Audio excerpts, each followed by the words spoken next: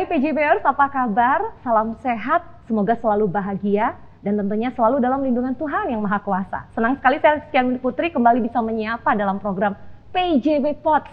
Dan di episode spesial kali ini, kita akan bicara tentang sesuatu yang kalau teman-teman tahu sebuah perusahaan itu bisa besar dengan culture yang terbentuk dan itu tidak akan ada artinya apabila tidak disertai dengan proses regenerasi yang baik. Leadership, kepemimpinan ya. Itu sesuatu yang sangat krusial yang bisa membawa perusahaan menjadi lebih maju dari waktu ke waktu. Dan hari ini spesial sekali karena kami ingin mengapresiasi jiwa-jiwa muda yang memimpin perubahan. Dan di episode spesial kali ini bersama saya Rizky Putri sudah hadir tamu istimewa. Beliau adalah Kepala Bidang Perencanaan Korporat PT Pembangkitan Jawa Bali. Pak Dedi Marsetio Adi, apa kabar Pak? Baik. Assalamualaikum warahmatullahi wabarakatuh. Waalaikumsalam, pagi. Bapak lebih nyaman dengan menggunakan atau? Bisa izin buka ya? Boleh Pak. Oke. Biar nggak keringetan. Biar bisa cerita banyak. Yes, oke. Kita obrolin nih Pak. Jadi usia PJB ini boleh dibilang sudah cukup matang. Ya. Dan bisa survive selain karena sistem yang sangat baik, yang sudah berlangsung dari waktu ke waktu, kepemimpinan yang baik, dan tentu harus disertai dengan regenerasi. Ya. Jadi kalau boleh cerita nih tentang mungkin napak tilas dulu lah. Apa yang membuat PJB sedemikian menghargai talenta-talenta, khususnya jiwa-jiwa muda yang ada di perusahaan? Baik, jadi memang pengalaman saya ketika saya masuk di tahun 2004, kemudian sampai dengan sekarang itu memang PJB ini secara spesifik banyak memberi kesempatan pada para orang-orang muda atau jiwa-jiwa muda lah ya di belakang dalam melakukan perubahan. Perubahan ini tidak selalu yang sifat atau konteksnya adalah yang transformatif, yang sistematis dan besar-besar, tapi perubahan dari yang kecil-kecil. Misalnya dulu waktu saya diawali di tahun 2004 sampai 2012 itu saya di unit pembangkitan Gresik, itu saya waktu di engineering diberikan kesempatan banyak untuk memberikan feedback, kemudian memberikan input dan khususnya kepada ketika konteksnya itu adalah engineering ya, itu saya bisa banyak memberikan masukan, membuat karya inovasi dan itu semua didengar dan dipertimbangkan sampai bahkan ada yang dieksekusi sampai real gitu ya, sampai nyata. Jadi PJB memang apa ya, kalau bisa saya bilang memang memberikan kesempatan yang cukup banyak gitu buat kita.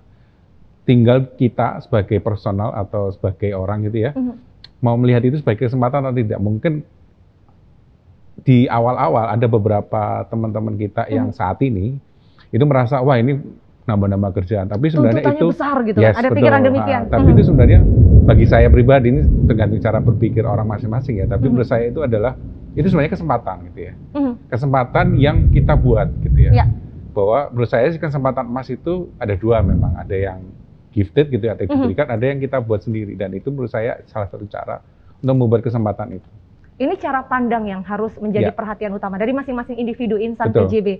Jadi ketika menganggap ruang gerak itu sebagai peluang, maka akan memberikan yang terbaik dan akan merasa tertantang ketika menghadapi suatu hal yang disebut oleh orang lain kendala. Betul. Tapi bagi orang-orang yang tidak mau maju, tidak mau bertumbuh, tidak mau bergerak, itu justru akan membuat mereka merasa terbeban. Dan ini yang kemudian membedakan kan, orang-orang yang sukses adalah mereka yang melihat ini sebagai peluang. Betul.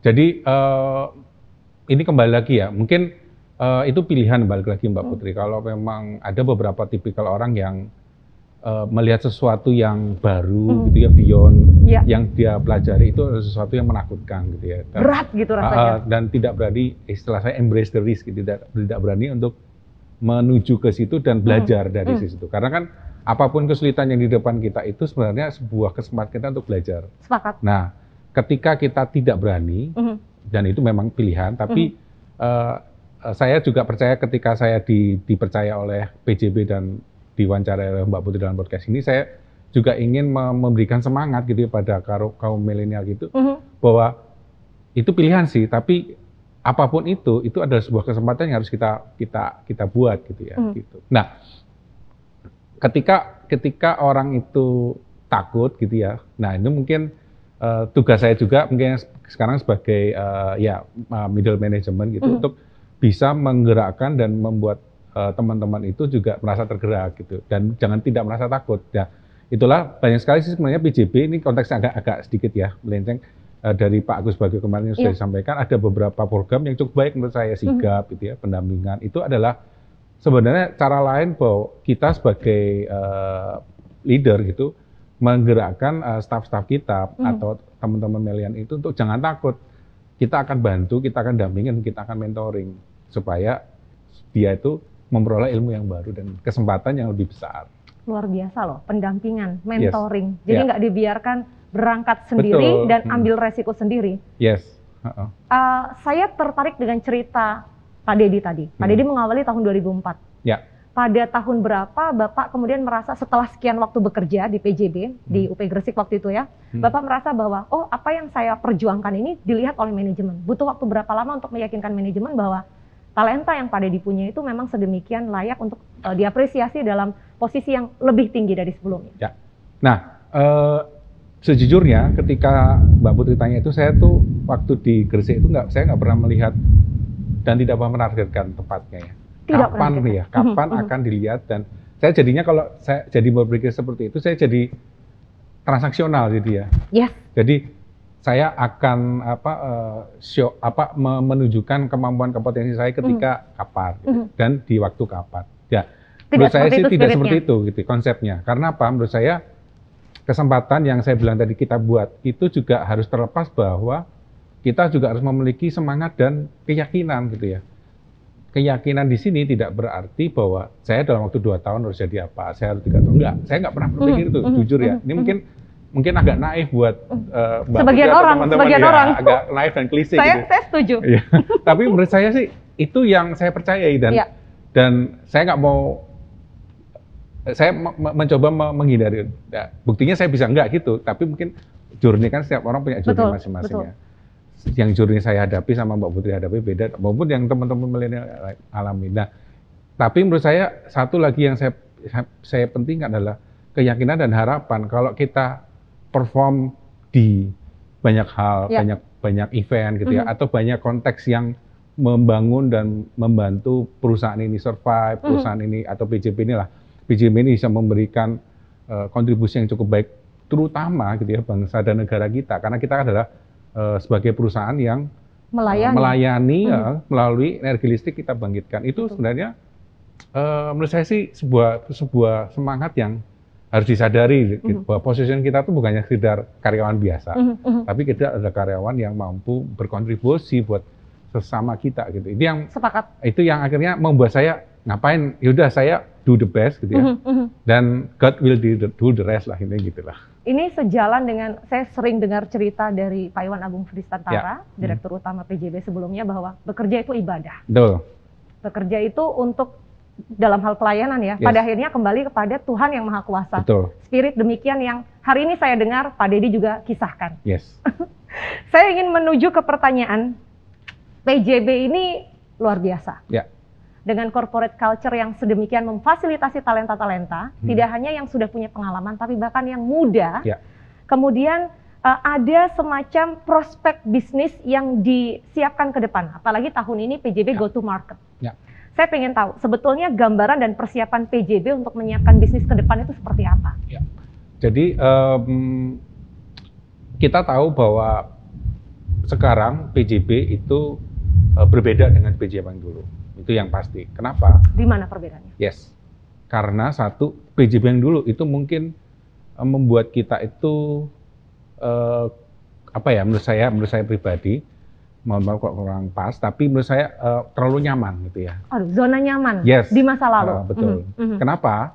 Seperti itu. Karena di masa lalu itu bahwa kita masih beranggapan bahwa bisnis kita yang utama di PJB sebagai pembangkit itu membuat kita tuh aman gitu ya, membuat kita itu tidak terdisrupsi, membuat kita tuh tidak akan terjadi perubahan deh gitu. Itu adalah stigma yang menurut saya pun jujur saya tuh dulu merasa sempat seperti itu gitu ya. Terlena gitu. Tapi setelah saya semakin berjalan sini ketika saya mulai kenal sama dulu ya mungkin saya terlalu engineering ya, kemudian kenal tentang perencanaan, tentang future, kemudian tentang tren-tren yang ada di global secara sekarang ini. Termasuk digital technology. Betul.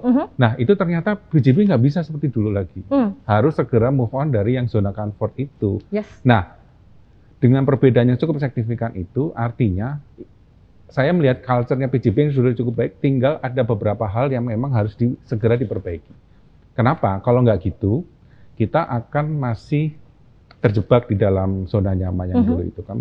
Kemudian tanpa harus melakukan effort yang lebih. Gitu. Padahal sekarang ini kita harus dituntut melakukan effort, apalagi sekarang kan pandemi ya. Betul. Pandemi itu sebenarnya sebuah presiden yang merubah, bukan merusak, merubah semua persepsi yang ada di sebelumnya. Menggeser. Yes, exactly. Jadi dengan perubahan itu, apakah perusahaan tidak akan melakukan itu, kan harusnya segera melakukan. Termasuk bukan perusahaan ya, tapi konteksnya perusahaan dan kita semua. Individu. Yes, betul.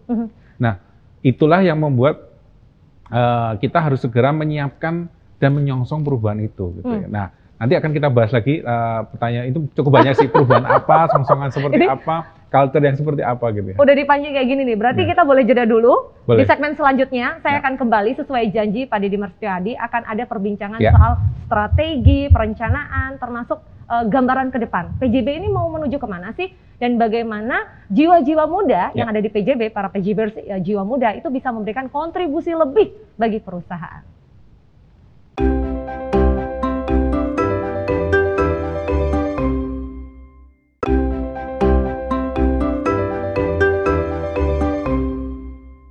Mungkin salah satu di antara PJBers punya gambaran ya, kalau ada mesin waktu bisa melihat ke depan dunia akan seperti apa sehingga bisa menjadi modal bagi kita untuk menyiapkan strategi.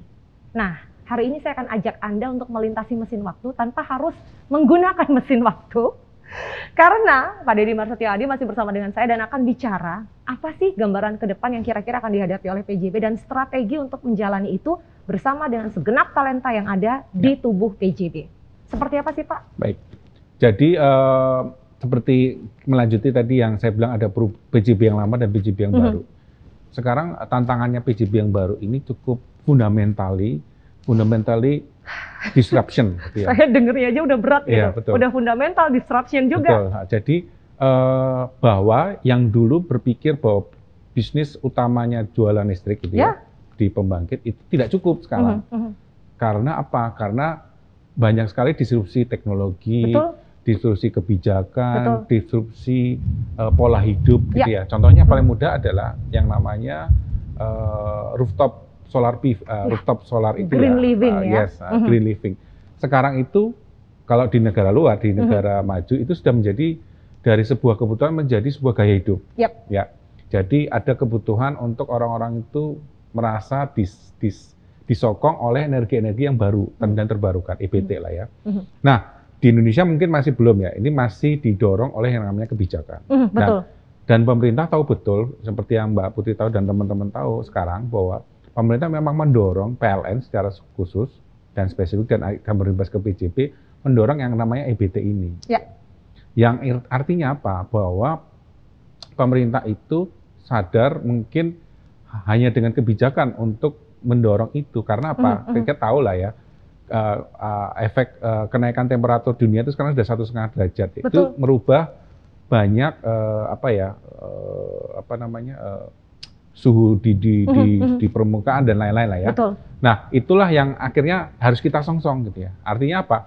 Bahwa PJB semuanya itu baru paham bahwa kita tahu kita harus yang sudah kita lakukan dulu dan cukup baik itu nggak cukup ternyata. Betul. Kita harus melakukan effort yang lebih. Nah, perubahan yang seperti apa yang akan kita lakukan itu sebenarnya menganut ke sistem ada dua referensi yang saya gunakan ya. Mohon maaf kalau saya panjang nggak apa-apa ya? Nggak apa-apa. Saya dan PJB senang dengarnya. Silakan Pak Deddy. Oke. Nah, dua. Yang pertama adalah saya mengambil dari Dr. Roh Paraye. Dia adalah expert tentang reliability dan uncertainty yang ada dia kalau nggak salah dia di GE ya, di GE Amerika. Dia bilang bahwa yang namanya perubahan itu akan selalu terjadi gitu. Nah, bagaimana cara kita menyongsong? Itu adalah kita menyiapkan namanya skenario planning atau perencanaan skenario. Nah, di dalam skenario planning itu sebenarnya itu mudah-mudah sulit gitu ya, atau tidak ada yang bisa mudah, ada yang bisa sulit, tapi sebenarnya itu make sense dan bisa dilakukan. Nah, kalau nanti besok ketika saya menjelaskan lebih detail di Zoom bahwa sebenarnya dulu itu yang namanya ketika kita melihat masa depan gitu ya, itu sebenarnya kan itu kayak ripple ya, itu adalah ketika ini adalah waktu dan ini adalah efek gitu ya, itu kan dia ripple, dan manusia atau kita perusahaan secara konvensional atau yang dulu-dulu itu melihat dengan frekuensi elektronik ripple itu berusaha disederhanakan dibuat menjadi garis lurus, yes. Padahal artinya, tidak seperti itu. Hidup yes. tidak seperti itu. Betul. Ibaratnya kayak gini. Mungkin kita ngomongnya konteksnya saat ini aja ya. Misalnya saya gitu atau siapa PJBers yang saat ini yang masih muda, kemudian masih bujang gitu ya, melihat masa depan. Saya pingin saya pingin berkeluarga, saya pingin punya rumah dengan 1 lantai. Dengan luas sekian-sekian gitu ya, misalnya 100 meter persegi misalnya, amin. Gambaran gitu ya. visi misi dalam gambaran hidup. visinya seperti itu gitu ya. Dan itu dipegang sama dia gitu ya. Tapi apakah berjernihnya dia itu mampu atau under atau bahkan beyond? Itu yang harus di review dan ternyata setelah saya berjalan 1 tahun, 2 tahun, 3 tahun gitu ya. Ternyata saya mampu kok beli 2 rumah, 2 lantai dengan 150 meter, why not? Bahkan ada mobil 2 dan seterusnya. Nah, itulah yang saya maksud bahwa kita tuh sebenarnya cara pandangnya garis lurusnya itu sudah berubah gitu. Nah, kalau yang referensi kedua, bilang namanya Dr. Amy Webb. Dia tuh punya title bahwa dia itu kuantitatif futurist. Jadi dia itu mencatat semua event yang terjadi saat ini, dan dia mempunyai algoritma bahwa yang terjadi saat ini akan bisa mempengaruhi yang akan masa datang. Yes. Nah, yang menarik bahwa dulu kalau saya di perencanaan strategis ya, RJPP itu ya misalnya kita ibaratkan rencana jangka panjang itu bisa orang-orang itu bisa 5 tahun, 10 tahun, bahkan sampai 15 tahun.